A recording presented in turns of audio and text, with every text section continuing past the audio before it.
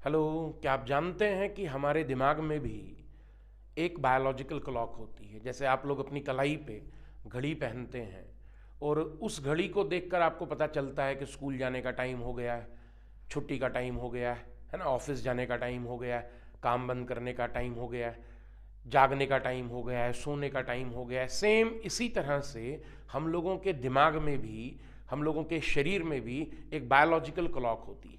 और इस biological clock को कंट्रोल करने वाला जो सेंटर है उसे हम लोग सुप्रा कयाज्मेटिक न्यूक्लियस कहते हैं, जो हमारे दिमाग के अंदर पाया जाता है।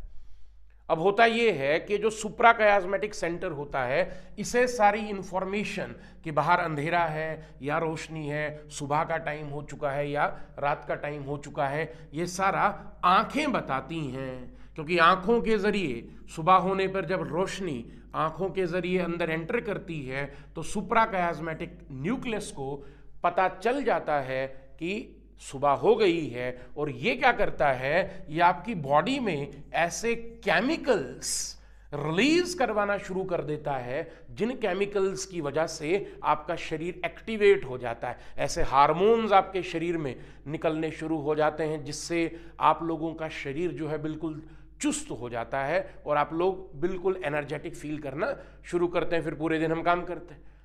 शाम होते जैसे लाइट कम होने लगती है और आंखों के जरिए जो रोशनी आंखों के जरिए अंदर जा रही है वो कम होने लगती है, तो इस बायोलॉजिकल क्लॉक को ये समझ आ जाता है कि अंधेरा होने लगा है। और ये बायोलॉजिकल क्लॉक आपके शरीर में वो जो हार्मोन्स, वो जो केमिकल्स थे जिनसे आपका शरीर एक्टिवेट हो रहा था, है ना, जिससे आपके शरीर को एनर्जी मिल रही थी, आपका हार्ट रेट फास्ट हो रहा था, आपकी मसल्स में एनर्जी आ रही थी, उन केमिकल्स को निकालना बंद कर देता है और ऐसे केमिकल्स निकालना शुरू कर देता है जिससे आपका शरीर जो है वो रिलैक्स करना शुरू कर देगा, रेस्टिंग पोजीशन में आ जाएगा, हार्ट बीट स्लो हो जाएगी, आप रिलैक्स मूड में चले जाएंगे, आपको आराम करने का मन करेगा। और ये बहुत ज़रूरी है ताकि आप रेस्ट करें रात भर और अगले दिन के लिए आपका शरीर फिर से तैयार हो जाए।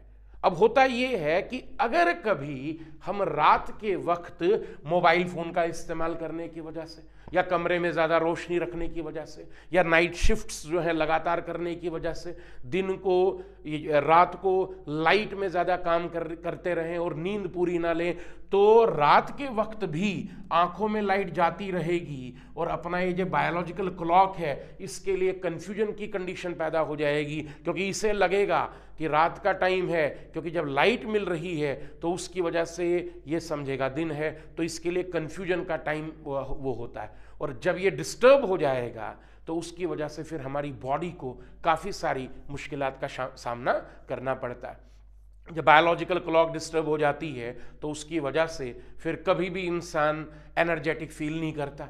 किसी भी वक्त इंसान जो है वो दिन के वक्त भी उसे नींद आने लगती है। कभी कभी ऐसा होता है कि रात होने पे भी उसे नींद नहीं आती, उसे नींद न आने की बीमारी हो जाती है। ये सब तभी होता है जब हमारी बायोलॉजिकल क्लॉक डिस्टर्ब होती है। अब बायोलॉजिकल क्लॉक को डिस्टर्ब करना ये किन चीज़ों की वजह से होता है? बायोलॉजिकल क्लॉक को डिस्टर्ब करने वाली चीज़ों में वो चीज़ें जिनमें से काफ़ी ज़्यादा रोशनी निकलती है, जैसे हमारे इलेक्ट्रॉनिक गैजेट्स हैं, मोबाइल फ़ोन जो कॉमनली हम लोग आज इस्तेमाल करते हैं। रात के वक्त भी अमूमन हमने ये आदत लगा ली है कि नींद में उठ के भी हम बार बार जो है अपने मोबाइल फ़ोन को चेक करते हैं। तो रात के वक्त जब हम मोबाइल फ़ोन काफ़ी देर तक देखते रहते हैं, आंखों में रोशनी जाती रहती है, अपनी बायोलॉजिकल क्लॉक के लिए कन्फ्यूजन आ जाता है कि रात का वक्त है या दिन का वक्त है, और उस वजह से डिस्टर्ब हो जाती है। या वो लोग जो लगातार रातों को भी काम करते हैं उनके लिए भी ये बायोलॉजिकल क्लॉक डिस्टर्ब होने की एक वजह वो भी है।